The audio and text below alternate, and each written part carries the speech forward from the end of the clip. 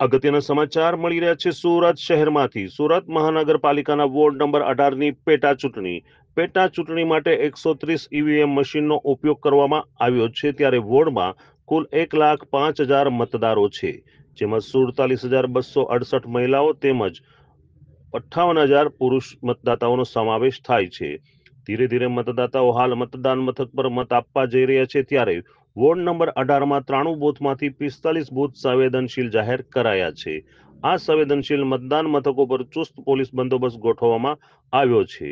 લિંબાયત, પરવટ અને કુંભારિયાના આ વોર્ડમાં 50% બૂથ સંવેદનશીલ છે। વોર્ડ નંબર 18 માટે ભારતીય જનતા પાર્ટીમાંથી જીતુ કાછડ, આમ આદમી પાર્ટીમાંથી સૂરજ આહિર અને કોંગ્રેસ પાર્ટીમાંથી સંજય રામાનંદી ઉમેદવાર છે। ત્યારે ઓવેસીનો પક્ષ એઆઈએમઆઈએમના ઉમેદવાર તથા 2 અપક્ષ ઉમેદવારો પણ ચૂંટણી લડી રહ્યા છે। Arvind Rathod, GTV news,